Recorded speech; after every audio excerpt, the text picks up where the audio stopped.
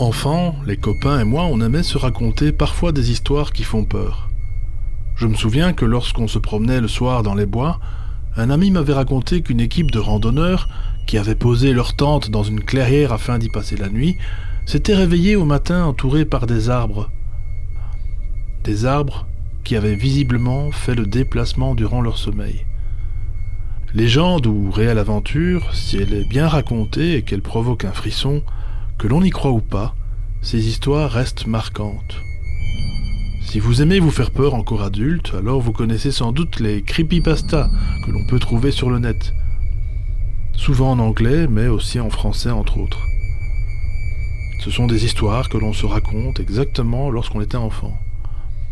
Et bien que souvent inventées de toutes pièces, ces histoires s'inspirent parfois de légendes, voire de faits réels, mais elles ont l'air si authentiques qu'on a du mal à en discerner le vrai du faux, et c'est très perturbant. Slender Man en fait partie. Mieux encore, il est le premier mythe créé sur Internet. Pour vous attirer dans ses tentacules, il vous regarde sans dire mot. Il se nourrit de votre peur et profite d'un moment de panique et de sidération. Il est apparu pour la première fois en 2009 suite à un concours de montage d'images sur Photoshop, avec la mention paranormale sur le forum au nom très éloquent de « Something Awful », quelque chose de vilain. Et c'est Victor Surge, de son vrai nom Eric Knucksen, qui présente ses montages avec cet humanoïde élancé sur des photos montrant des enfants qui va gagner le concours. À partir de là, la légende est née et le Slenderman va devenir le sujet qui va alimenter des milliers de creepypastas en tout genre. Des documents, parfois des vidéos, souvent malheureusement truqués, vont apparaître ci et là afin d'alimenter l'existence de celui-ci. Le Slenderman, ou homme mince, élancé, comme vous voulez, a la capacité d'étendre ses bras et ses jambes, et à l'aide de ses tentacules sortant de son dos, il peut attraper ses victimes plus rapidement. Ses victimes, ce sont principalement des enfants qu'il emmène dans les bois afin de les faire disparaître. Il ressemble d'ailleurs au Wendigo du folklore algonquin, ou encore à un yokai, un fantôme japonais du nom de Noperabo, à noter que l'auteur était au Japon lors de sa création en 2009. En fait, ce phénomène de mode va devenir tellement viral qu'il va en affecter 2 gamines de 12 ans qui vont utiliser le Slenderman dans un scénario délirant pendant plusieurs semaines. C'est le 31 mai 2014 à Waukesha, dans le Wisconsin, qu'Anissa Weier et Morgan Geyser vont attirer leur meilleur ami, Peyton Leutner, dans les bois de David's Park pour la poignarder jusqu'à 19 reprises. Motif ? Prouver que le Slenderman existe et lui offrir une victime. Anissa Weier sera condamnée à 25 ans d'internement, tandis que Morgan Geyser sera condamné à 40 ans d'internement en hôpital psychiatrique. Depuis, elles ont fait appel. Peyton, la victime, heureusement, s'en sortira avec de graves séquelles, mais en restera traumatisée à vie. À présent, je vais donner la parole à Paul Ponceau, libraire, conférencier et auteur qui a tout récemment sorti son livre « La matrice archontique et le piège temporel ». Lien dans la description. Alors, quand on voit des créatures comme Slenderman, on se rend compte qu'elle est née sur des forums. Slenderman est né d'un certain Eric Knucksen en 2008 ou 2009. Et à la base, c'est une histoire purement fictive. Cette histoire s'est propagée sur les forums internet, puis sur les réseaux sociaux. Et cette histoire a touché une corde dans beaucoup de personnes. Et des gens ont commencé à alimenter le mythe. Et l'impensable est alors arrivé. La créature de type Slenderman, purement fictive, a commencé à se manifester d'abord sur le plan psychique en possédant des gens. Du reste, il y a un cas de tentative de meurtre très médiatisé sur ça. Puis physiquement, où des personnes ont aperçu et photographié Slenderman. Alors vous allez dire c'est des fakes et tout, mais il y a très très peu de fakes dans ce domaine, tout simplement parce qu'un fake ne rapporte rien, ça n'apporte que du ridicule. Donc il y a très peu de fakes dans ce domaine. Et là, on parle de témoins dignes de foi, de plus en plus nombreux, qui ont vu des créatures de type Slenderman. Il y a des cas qui ont été rapportés par la chercheuse Stephanie Young, par exemple, une écrivaine anglaise, mais aussi par des gens comme Lon Strickler et Tom Lyons. Donc, Et Nick Redfern documente aussi de nombreux cas. Donc on voit que cette créature qui à la base est purement et simplement une création de creepypasta se matérialise sur le plan psychique, puis sur le plan physique. Et quand je dis physique, c'est absolument matériel, avec des photographies, avec aussi des personnes qui ont interagi avec cette créature. Nick Redfern parle notamment du cas de ce botaniste anglais qui se promenait dans Cannock Chase. Donc Cannock Chase, c'est un lieu qui est connecté, et ça c'est intéressant, à des expérimentations militaires, qui est connecté aussi à des vortex, à des apparitions de cryptides, qui a vu une créature de type Slenderman tout en vivant un phénomène de glissement physique dans le temps. On parle bien de sur le plan physique. Tom Lyons rapporte des cas d'apparition d'entités de type Slenderman, et c'est là où ça devient intéressant, dans les années 70. Et puis, Nick Redfern a fait des recherches dans des bouquins, et il s'est rendu compte que des entités de type Slenderman étaient décrites au XVIIe siècle. Or, les bouquins dans lesquels a recherché Redfern avaient déjà été recherchés par John Keel. Même des chercheurs comme Charles Fort et tout ça avaient accès à toutes ces connaissances, et d'autres folkloristes. Pourtant, ils n'ont pas décrit des créatures de type Slenderman. Or, Nick Redfern les décrit dans un livre qu'il a vécu en 2016-2017 en recherchant dans des livres anciens. Donc, quelque chose est en train de se passer. On se rend compte que ces créatures, qui à la base sont purement issues de forums internet, commencent à se matérialiser dans le monde psychique, dans le monde astral, puis littéralement dans le monde physique.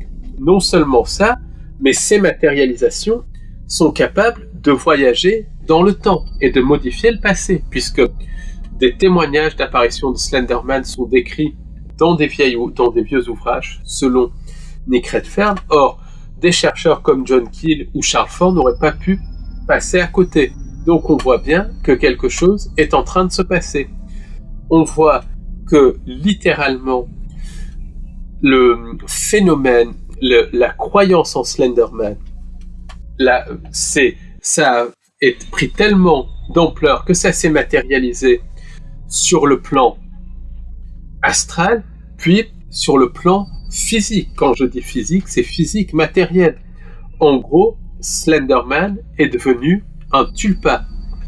Et ça, c'est très intéressant, parce que les Tibétains notamment parlent de tulpa, de croyances qui littéralement se matérialisent. Il y a le cas très célèbre d'Alexandra David-Néel qui a créé son tulpa, un moine bouddhiste jovial qui ensuite a échappé à son contrôle et qui est devenu mince et menaçant. Et c'était une créature physique ou semi-physique qui allait jusqu'à un point où elle poussait les personnes qui allaient voir Alexandra David-Néel. Donc on voit très bien que notre réalité est faite pour matérialiser des tulpas. Et les tulpas, des exemples comme ça de tulpas qui se matérialisent, c'est l'exemple de Philippe le Fantôme. Philippe le Fantôme, à la base, a été créé fictivement par des parapsychologues canadiens dans les années 70, et ils ont voulu tester scientifiquement cette notion de tulpa. Donc ils se sont penchés sur un personnage totalement fictif, Philippe le Fantôme, se sont concentrés sur sa biographie qu'ils avaient écrite, donc, et ils se réunissaient plusieurs soirs par semaine pour discuter de leur fantôme, et au bout d'un certain temps, Philippe le Fantôme a commencé à se manifester physiquement, notamment par des phénomènes de transcommunication instrumentale en déplaçant des objets, et tout ça, ça a été mesuré. Même certains parapsychologues ont vu Philippe le Fantôme, et ils ont répété ça avec plusieurs autres fantômes. Donc on voit bien que notre esprit est capable de matérialiser la réalité. On génère littéralement des tulpas. Et ça va beaucoup plus loin. Il y a par exemple la créature qui s'appelle le Rake, R-A-K-E. C'est les rampants blancs. Là aussi, c'est pareil. C'est une créature, un cryptide, qui a été inventée sur des forums internet, donc à la même époque que Slenderman. Et à partir de 2011-2012, des témoins dignes de foi ont commencé à apercevoir ces créatures, à tel point que Lon Strickler a écrit un bouquin rempli de témoignages. Et Lon Strickler, c'est un des plus grands cryptozoologues américains. Et il y a même eu des créatures de type Slenderman qui ont tué des personnes. Et ça a été rapporté par Lon Strickler. Donc on voit bien que sous certaines conditions, des croyances peuvent se densifier, se matérialiser en astral et se matérialiser dans le monde physique et être constatées scientifiquement. C'est la notion de tulpa. Et ce qui est intéressant, c'est que les créatures, les tulpas de type Slenderman, les tulpas de type Rake qui se matérialisent dans les années 2000 semblent se déplacer dans le temps. Les tulpas sont capables de voyager dans le passé et littéralement d'influencer le passé. Par exemple, des créatures de type Slenderman il y a des témoignages qui ont été rapportés au XVIIe siècle de ce genre de créatures. Or, ces créatures de type Slenderman ont été retrouvées, ces descriptions de créatures de type Slenderman ont été retrouvées dans des anciens livres qui, au départ, n'avaient pas ces témoignages. Donc, c'est comme si ces tulpas sont déplacés dans le passé et ont modifié le passé. Donc, il y a vraiment quelque chose qui est au-delà du temps. Après, il y a la connexion avec Internet. Ce qu'il faut savoir, c'est que Internet, c'est quelque chose qui est issu de technologies non humaines, qui est issu d'échanges entre le complexe militaro-industriel et les entités non humaines. Et Internet, c'est issu de technologies non humaines, comme le montre le témoignage de Philippe Corso et plusieurs autres témoignages. De même, les objets connectés sont des objets occultes, connectés à la magie enochienne. L'intelligence artificielle, c'est aussi connecté aux entités non humaines.